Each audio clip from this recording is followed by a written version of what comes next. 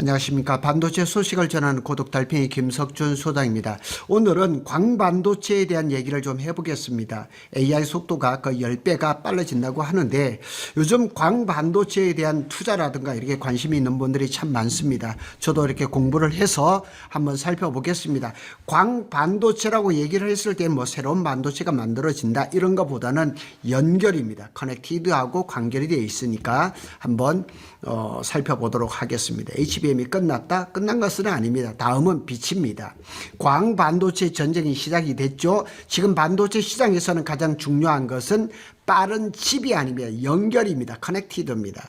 GPU는 이미 충분히 빠르고 HBM도 이미 한계까지 끌어올렸습니다. 그런데 AI 속도는 왜 계속 막힐까? 병목 현상이 많죠. 답은 하나입니다. 데이터가 이동하는 속도가 느리기 때문입니다. 그래서 지금 전 세계 빅테크들은 조용히 강하게 투자를 하고 있습니다. 바로 빛으로 데이터를 보내는 반도체 실리콘 포토닉스에 대한 이야기입니다. 전에 얼마 전에 한번 얘기를 한 적이 있었는데 지금 이 이야기가 상당히 잘 나오고 있습니다. 일반적으로 반도체는 실리콘주의, 칩주의에 전자가 흐르는 특징이 있는데 이제는 전자와 함께 빛을 이용한 실리콘 포토닉스에 대한 기술을 이야기를 하고 있습니다. 이게 뭐 어제 오늘 얘기는 아니고 꽤 오래전에 있었는데 데이터 처리 속도를 높이기 위한 전자와 빛으로 구현한 광자 이것을 이용을 하겠다는 거죠. 이건 지금 흐름상 HBM 다음 단계는 광인터 커넥트 전쟁으로 연결되는 핵심 주제입니다. 그래서 뭐 기술, 시장, 투자 포인트 한번 살펴보도록 하겠습니다. 구독 달팽이 그 버전으로 한 줄 요약을 한번 하고 들어가겠습니다. 전자는 연산, 빛은 전송, AI 시대는 결국 광으로 연결된 반도체가 지배를 한다. 연결하고 관계되어 있는 거, 연결하고 관계되어 있습니다. 왜 광반도체, 실리콘 포토닉스가 터지는가? 기존 구조의 한계가 드러났기 때문입니다. 지금 반도체 구조는 간단합니다. 칩 내부에 이제 전자 연산이 이렇게 되는데 칩 간 연결은 전기 신호가 구리선을 통해서 가고 있습니다. 정말 이게 그 HBM이라 이런 것들이 1mm도 안 되는 그런 거인데 그걸 다 구리선으로, 그것도 구리선이 눈에 보일까 말까 하는데도 그것도 방해 좀 이렇게 데이터 전송에 느려 터지겠다는 얘기죠. 문제는 여기서 발생한다는 거죠. 속도가 제한이 된다는 거예요. 기가헤르츠 수준 정도. 발열이 증가하고 전력이 증가하고 이건 뭐 다 전기하고 관계돼 있죠. 거리가 늘어나면 신호가 손실이 있다는 얘기입니다. 특히 AI 시대에는 GPU가 수천 개가 연결이 되고 HBM, CPU, GPU 초고속 통신이 필요하죠. 연산보다는 데이터 이동이 더 느린 그런 병목 현상이 발생을 하겠다는 얘기죠. 자, 이게 이제 실리콘 포토닉스의 개념도입니다. 그래서 이거는 연결입니다. 연결. 그러니까 이 지금 광반도체 하면은 어떤 뭐 HBM이 아닌 어떤 다른 반도체를 만든다 이렇게 생각하지 마시고 연결이라는 거, 커넥티드하고 관계이 됐다 이렇게 보시면 되겠습니다. 그래서 등장한 해답은 빛으로 데이터를 보내자. 지금 구리선이 아니라 빛으로 보내겠다는 얘기죠. 빛의 속도는 거의 손실이 없죠. 병렬 전송이 가능하고 발열이 거의 없고 거리 영향이 없죠. 빛으로 가니까 이게 바로 실리콘 포토닉스라는 얘기입니다. 너무 깊은 것까지 가지 마세요. 이게 연결하는 기술하고 관련이 있다 이렇게 보시면 되겠습니다. 자, 구조를 본다 그러면 핵심 3개만 기억하면 끝입니다.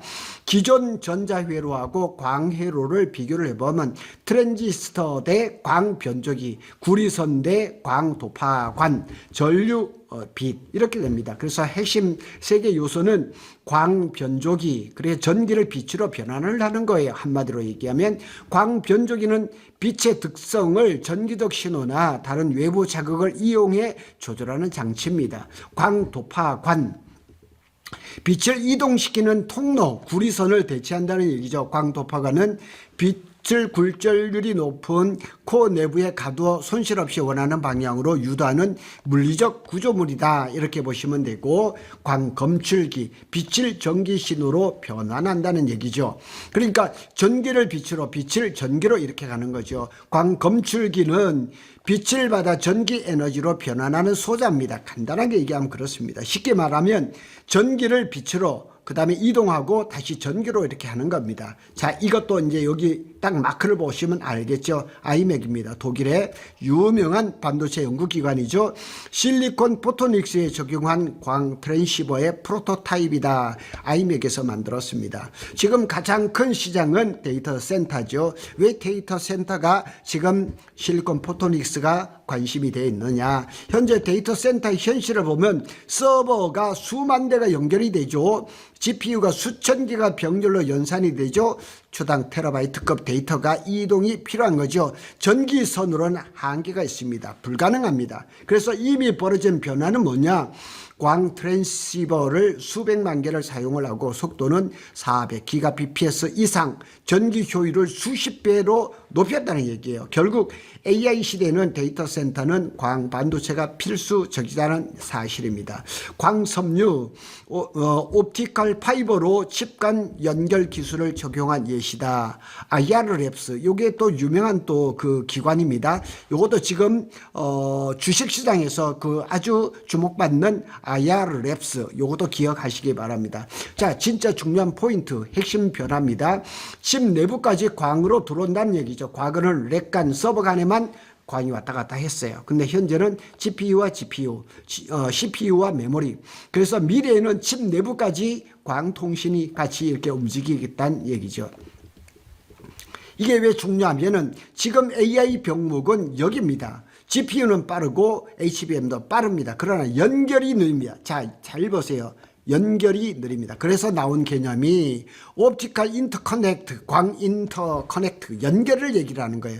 광, 빛을 통해서 연결을 하겠다 이겁니다. 인터커넥트는 반도체 칩 내부의 트랜지스터, 메모리, CPU 등 구성 요소들을 전기적으로 연결하여, 연결입니다. 하여 데이터가 이동하는 경로라고 얘기를 할 수가 있습니다. 대표적인 기업의 흐름을 보겠습니다. 앞에 얘기했던 것처럼 IR랩스입니다. IR랩스 GPU 내부의 광 연결을 개발하고 있고, 엔비디아는 광 인터커넥트를 적극 도입을 하고 있습니다. 한 줄 정리해 보면 HBM 다음은 광으로 GPU를 묶는 기술의 싸움이라는 거죠. 그래서 GPU가 여전히 이렇게 사용이 되지만 연결하는 것을 무엇으로 할 것인가? 구리선이 아니라 광으로 하겠다는 얘기입니다. 자, 이렇게 지금 광 변조기 공정의 개념들로 나와 있습니다. 제조 측면에서 한번 볼까요? 왜 실리콘 포토닉스가 가능했나? 핵심 이유는 한 가지입니다. CMOS 공정 사용 가능하다. CMOS는 우리가 지금 반도체를 만드는 가장 기본적인 거. 제가 CMOS를 개발했던 우리 강기동 박사님하고도 교류를 하고 있습니다. 기존 반도체 라인을 그대로 사용합니다. 추가 투자가 이제 최소화됩니다. 대량 생산이 가능합니다. 이게 굉장히 중요해요. 연구라든가 산업 전환이 이미 가능한 기술이 새로운 기술이 아니라는 얘기예요. 그래서 지금 바로 이제 CMOS 공정을 이용해서 바로 이제 사용 가능한 기술이라는 거죠. 응용 확장. 여기가 이제 시장이 터지는 거죠. 자율주행에서 라이더. 그 앞에 있는 렌즈를 통해서 오는 레이더를 얘기를 하는 겁니다. 기존에는 크고 비싸고 기계식이었습니다. 이것을 반도체화로 이제 변화가 되는 거죠. 결과적으로는 이제 소형화, 가격이 하락하고 대량 생산이 가능합니다. 광반도체니까 빛의 속도로 왔다 갔다 하니까 이 자율주행의 라이더에 딱 적합한 거죠. 미래 기술로는 AI 광 프로세스 플러스 양자 컴퓨팅, 양자 암호 통신과 양자까지 이렇게 딱 이어지는 겁니다. 여기서 핵심은 빛은 병렬 처리에 최적화된 매체다, 이렇게 얘기를 하고 있습니다. 이건 또 SK 하이닉스에서 나온 건데 12인치 웨이퍼 상에 제작된 실리콘 포토닉스 칩이라고 얘기를 합니다. 그래서 이미 이건 뭐 특별한 기술은 아닙니다. 그래서 지금 AI GPU 이렇게 이런 쪽에서 지금 자꾸 병목 현상이 발생하니까 그러면 구리선이 아닌 광으로, 빛으로 연결을 하겠다. 이것이 가장 핵심이라는 사실입니다. 투자 관점을 보겠습니다. 고독 달팽이 스타일로 핵심만 찌르겠습니다. HBM 이후 다음 사이클은, 지금은 HBM은 연산 옆에 메모리가 있죠. 다음엔 광 인터커넥트로 연결을 하겠다는 얘기입니다. 그래서 병목 위치가 이동을 한 거죠. 과거에는 CPU, 현재는 메모리, 미래는 인터커넥트, 연결이 핵심이 된다는 얘기죠. 수혜 구조를 볼까요? 광 트랜시버, 광 인터 커넥트, 패키징 이런 데서 이제 그 투자의 관점이 있습니다. 사실은 제가 이걸 보면서 어떤 작은 소부장 회사의 주식을 보고 있습니다.